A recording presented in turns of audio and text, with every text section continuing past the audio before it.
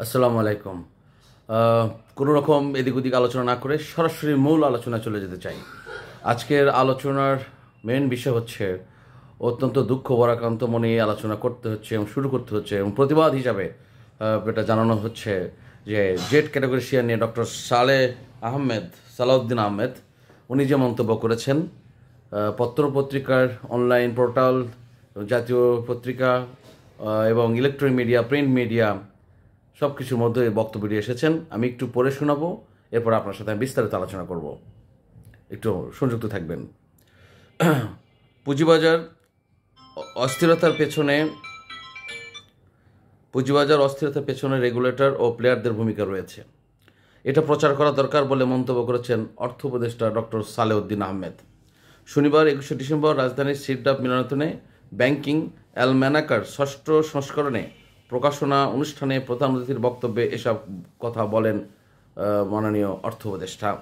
তিনি বিনিয়োগকারীদের উদ্দেশ্যে বলেন, কোড, এটা একটু খুব মনোযোগ দিয়ে শুনবেন। তিনি বিনিয়োগকারীদের উদ্দেশ্যে বলেন, আপনারা জেড ক্যাটাগরি শেয়ার কিনছেন যার কোনো অস্তিত্ব নেই, আবার শেয়ারের দাম কমে গেলে আন্দোলন করেন, আমি এর পক্ষে নই। আমি একটু আবার পড়ে শোনাই, যারা হয়তো নিউজটা পান নাই তাদের জন্য বলছি। তিনি বিনিয়োগকারীদের উদ্দেশ্যে বলেন, তিনি ডক্টর সালেউদ্দিন আহমেদ, আপনারা জেড ক্যাটাগরি শেয়ার কিনছেন যার কোনো অস্তিত্ব নেই, আবার শেয়ারের দাম কমে গেলে আন্দোলন করেন, আমি এর পক্ষে নই। ডক্টর সালেউদ্দিন আহমেদ বলেন, পুঁজিবাজার শেয়ার প্রাইস কমে যাচ্ছে বলেই চেয়ারম্যানকে সরানোর দাবিতে মিছিল হচ্ছে। আমরা জেড ক্যাটাগরি শেয়ার কিনছেন যার কোনো অস্তিত্ব নেই, অথচ এই শেয়ার মহা আনন্দে কিনছেন যার ন্যূনতম কোনো মূল্য নেই। এগুলো কয়েকদিন পরেই ওয়েস্ট পেপার হিসেবে ব্যবহার হবে। ডক্টর সালেউদ্দিন আহমেদ, আপনাকে শ্রদ্ধা করি, আমরা সম্মান করি। আপনি একটি রাষ্ট্রীয় গুরুত্বপূর্ণ পদে বর্তমানে দায়িত্ব পেয়েছেন। আপনি সাবেক বাংলাদেশ ব্যাংকের গভর্নরের দায়িত্ব পালন করেছেন এবং আন্তর্জাতিকভাবে বিভিন্ন অর্থ সংশ্লিষ্ট প্রতিষ্ঠানের গুরুত্বপূর্ণ পদ থেকে দায়িত্ব পালন করেছেন। কিন্তু বর্তমানে আপনি পুঁজিবাজারকে নিয়ে যে মন্তব্যটা আপনি পাবলিক মিডিয়ায় বলেছেন, এটার উদ্দেশ্য কি, বা এই বক্তব্যের মধ্য দিয়ে আপনি কি বার্তা দিচ্ছেন? বিনিয়োগকারী আপনার এই বক্তব্যের মধ্য দিয়ে কি সতর্ক হবে? মাননীয় অর্থ উপদেষ্টা ডক্টর সালেউদ্দিন আহমেদ, আপনি বিনিয়োগ বাজার ব্যাপারে কি আপনার কোনো অবগত নেই, বা আপনি কি এটার যে একটা স্পর্শকাতর একটা ব্যাপার আছে এ ব্যাপারে কি আপনার একেবারে অজানা? এমন তো বিষয় আমার মনে হয় না। মোর অর লেস +80 কোম্পানি কিন্তু বর্তমানে বিনিয়োগ বাজারে জেড ক্যাটাগরিতে আছে। আপনার কাছে প্রশ্ন জানতে চাই,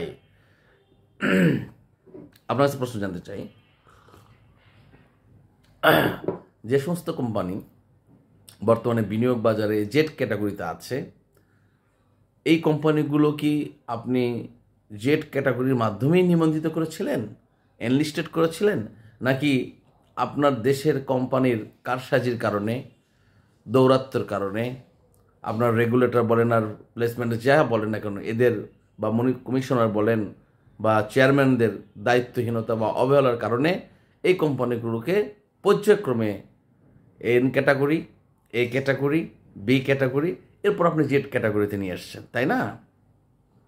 তাহলে যে সমস্ত বিনিয়োগকারী আপনার এই জেড ক্যাটাগরি বর্তমানে আছে, তারা তো বের হতে পারে নাই, বা তারা কি আপনার এই বক্তব্য শুনে কি তারা লস দিয়ে বের হয়ে যাবে, এমনটা কি আপনি বক্তব্য দিচ্ছেন? মানে আপনার বক্তব্যের উদ্দেশ্য কি এমনটাই যে জেড ক্যাটাগরি থেকে তোমরা এখন বের হয়ে যাও? তাহলে এই জেড ক্যাটাগরি কেন আসলো, কিভাবে জেড ক্যাটাগরি জন্মলাভ করলো, জেড ক্যাটাগরি এই সিস্টেমটা আপনারা কেন রেখেছেন? যদি জেড ক্যাটাগরি যদি কাগজের শেয়ার হয়ে থাকে, যার কোনো মূল্য না থাকে, মাননীয় অর্থ উপদেষ্টা আপনাকে বলছি, আমি সকল বিনিয়োগকারীর পক্ষ থেকে খুব ঠান্ডা মাথায় আপনার কথাগুলো বলছি, এটা আমাদের একটা প্রতিবাদের ভাষা বলেন, আমাদের যে এটা আপনার বক্তব্য বিরোধিতা বলেন, কিংবা আপনার কারণ জানতে চাওয়া বলেন, যেভাবেই আপনি দেখেন না কেন, আপনি যে বক্তব্য দিয়েছেন যে জেড ক্যাটাগরির এই শেয়ারগুলো মূল্যহীন এবং একটা টিস্যু পেপারের মতো, একটা কাগজের শেয়ারের মতো ছুঁড়ে ফেলে দিতে হবে, আর কোনো মূল্য নেই। আবার কি বলছেন, বিনিয়োগকারীদের বলছেন আপনারা কিনছেন। মাননীয় অর্থ উপদেষ্টা, আপনি বিনিয়োগ বাজারে যে জেড ক্যাটাগরি আছে এর কারণ দর্শানো বা কি কারণে এই কোম্পানিগুলো জেড ক্যাটাগরিতে এসেছে এসব ব্যাপারে কি আপনি অবগত আছেন? আমি প্রচণ্ড রকম বিশ্বাস করি আপনি অত্যন্ত বিচক্ষণ মানুষ। আমি এই বিশ্বাসটা এই জন্যই বলছি যে আমার বিশ্বাস যে আপনি যদি এরকম জানতেন তাহলে এরকম বক্তব্য আপনার কাছ থেকে আসতো না। So Z category is A category when started as A N category. আপনার কোম্পানি যখন এনলিস্টেড হয়েছে এই কোম্পানিগুলোকে জনগণকে আশা দিয়েছে তাদের বক্তব্যের মাধ্যমে যে আমরা আমাদেরকে তোমরা ইনভেস্ট করো, আমরা তোমাদেরকে বেনিফিট দিব, আমাদের কাছে তোমরা আসো, তোমাদের অর্থ পুঁজি আমাদের কাছে ইনভেস্ট করো, আমরা তোমাকে প্রফিট দিব, আমাদের কোম্পানিটা খুব স্টেবল কোম্পানি, খুব মানে রেগুলারিটি আছে, প্রতি বছর আপনি ডিভিডেন্ড পাবে, রাইট? আমরা ভালো কিছু উদ্যোগ নিব, আমরা এই প্ল্যান করব, আমরা এই প্রোডাকশন করব, নতুন স্বপ্ন দেখিয়ে বিনিয়োগকারীদেরকে আপনি ডেকে নিয়ে এসেছেন। নিয়ে এসে আপনি এই কোম্পানিগুলোকে এনলিস্টেড করেছেন, করে আপনি এই কোম্পানির মাধ্যমে আইপিওর মাধ্যমে আপনি টাকা নিয়েছেন, ঠিক না? বিষয়টা কিন্তু এরকম, আমি যদি ভুল না বলি।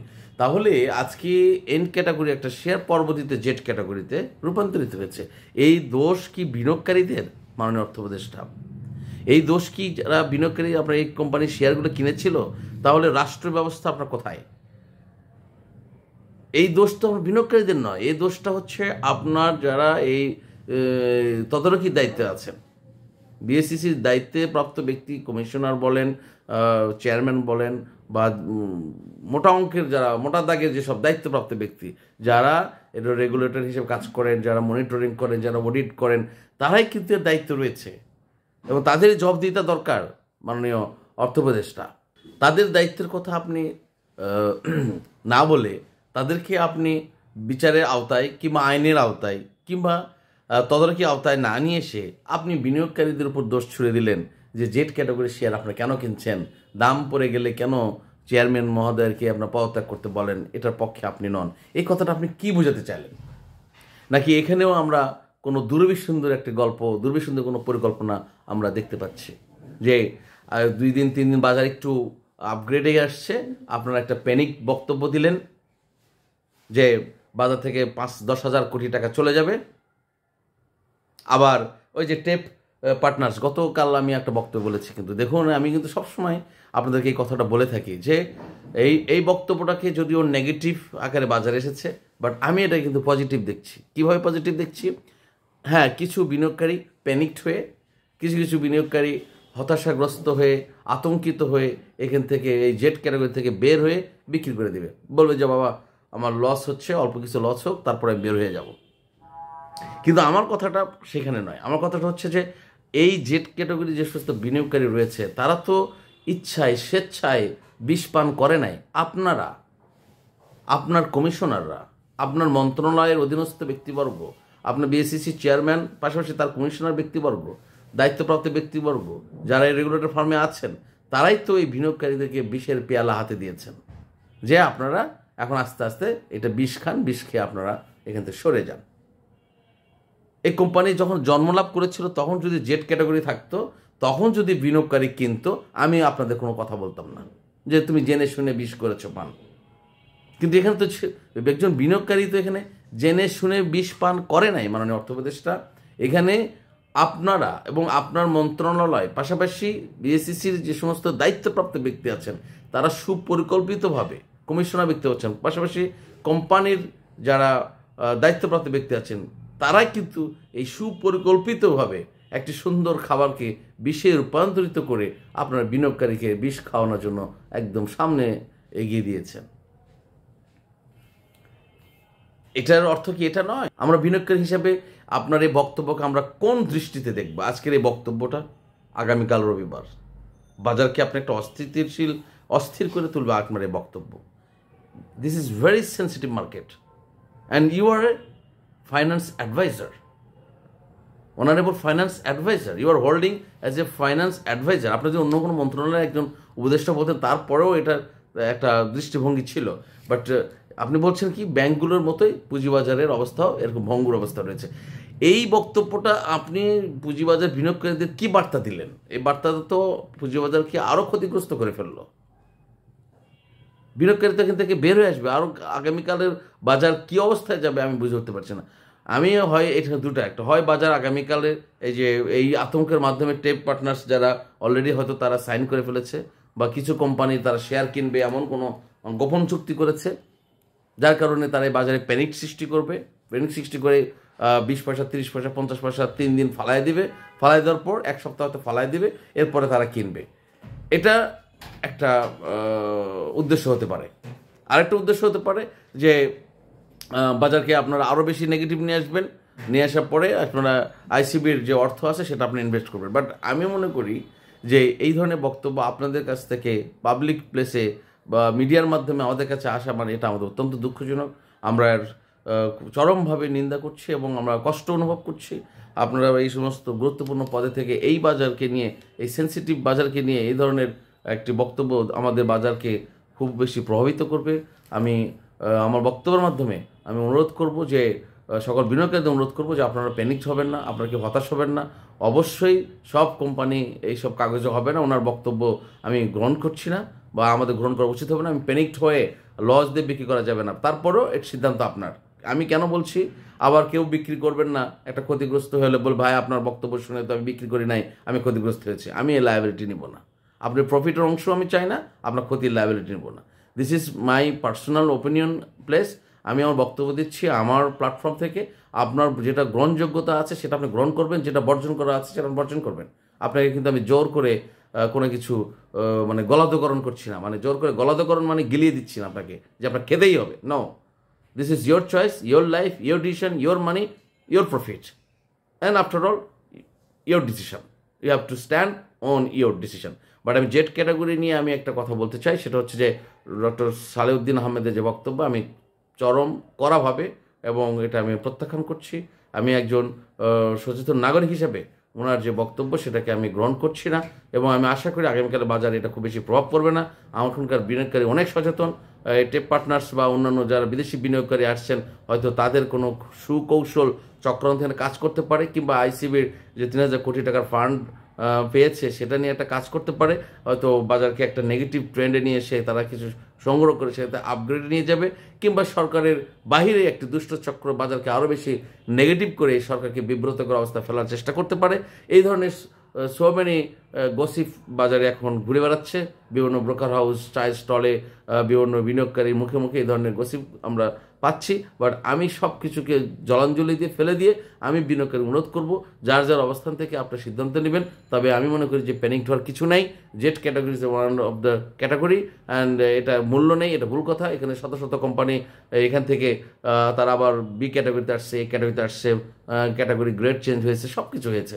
সুতরাং ভয়ের কোনো সুযোগ নেই, ভয় করার কোনো দরকারও নেই। আমি মনে করি যে এখান থেকে বাজার ঘুরে দাঁড়াবে এবং আশা করছি আগামীতে বাজার ভালো করতে হবে।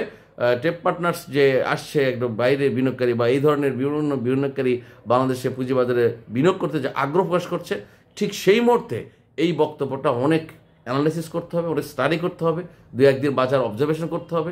আপনারা একটু স্টাডি করুন, দেখুন, জানুন, বুঝুন, তারপরে আপনারা সিদ্ধান্ত নেবেন।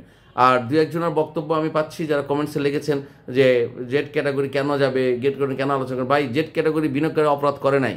জেড ক্যাটাগরি যারা বিনিয়োগকারী তারা এটা এ ক্যাটাগরি ছিল, বি ক্যাটাগরি ছিল, এই শেয়ারটা তো একসময় এ ক্যাটাগরি ছিল, বি ক্যাটাগরি ছিল, এন ক্যাটাগরি ছিল, ঠিক না? তারপরে এটা জেড ক্যাটাগরি আসছে। সুতরাং শেয়ারের কোনো অপরাধ নেই, এই কোম্পানির কোনো অপরাধ আছে, তার পরিচালকদের অপরাধ আছে এবং কমিশনারদের অপরাধ আছে, মাননীয় চেয়ারম্যানের মনিটরিংয়ের অভাব রয়েছে, তদারকির অভাব রয়েছে। সুতরাং যারা এই সমস্ত গাফলাবাজি করে এই কোম্পানিকে ডিস্ট্রয় করেছে বা মানে এই অবস্থায় নিয়ে এসেছে তাদেরকে আইনে হয়তো আনা হোক। পাশাপাশি এই বাজারকে সামনে গতিশীল করার জন্য আমাদের আরও সুচিন্তিত এবং গঠনমূলক বক্তব্য দেওয়া জরুরি বলে আমি মনে করি। সকলের জন্য শুভকামনা। আজকে এখানে শেষ করছি। আল্লাহ হাফেজ। আসসালামু আলাইকুম ওয়া রাহমাতুল্লাহি ওয়া বারাকাতুহু।